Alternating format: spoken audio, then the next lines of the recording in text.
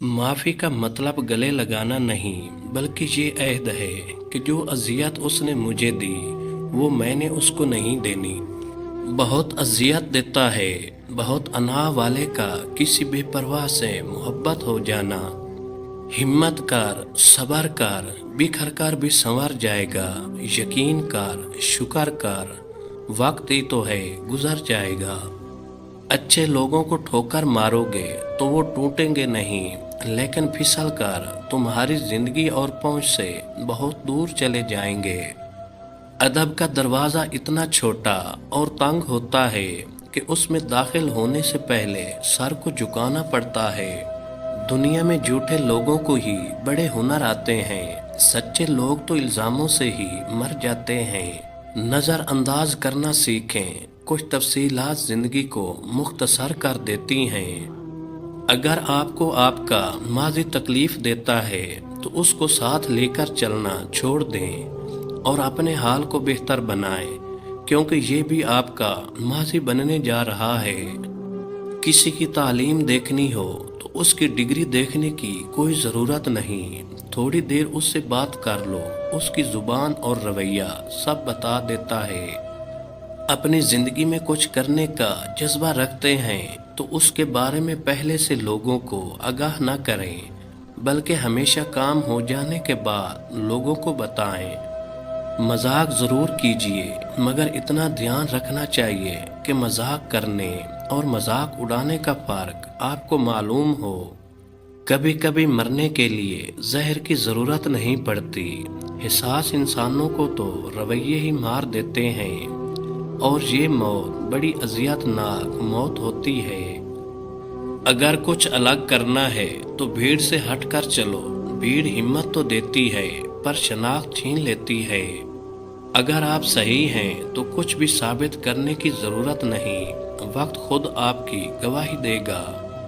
जानवर को मोहब्बत दो, तवज्जो दो, अहमियत दो, तो वो भी बदले में तुम्हें ये सब देगा, या अगर नहीं भी देगा तो मुनाफकत कभी नहीं करेगा। लेकिन इंसान को मोहब्बत दो, तवज्जो दो, अहमियत दो, और फिर बस तमाशा देखो।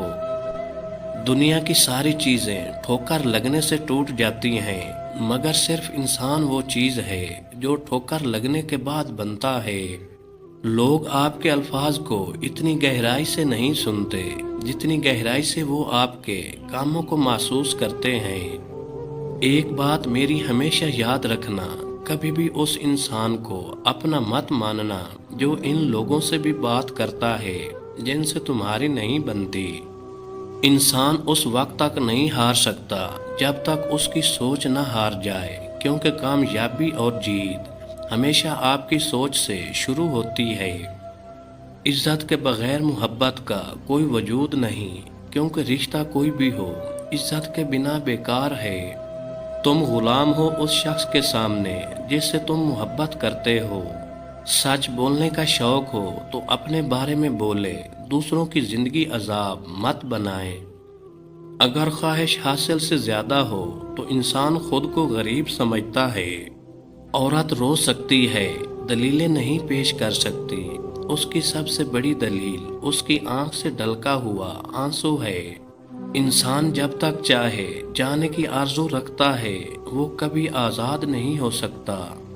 मांगी हुई मोहब्बत का मज़ा बिगड़ी हुई शराब जैसा होता है। जिस रिश्ते में सफाइयाँ देनी पड़ जाए वो रिश्ता रिश्ता नहीं रहता, खुशफहमी बन जाता है।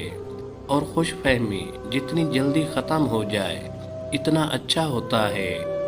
बेटी के लिए ऊंचा घराना नहीं, बल्कि कोशिश करके उसकी कदर, इज्जत, मोहब्बत करने वाला और हम मिजाज घराना ढूंढना चाहिए।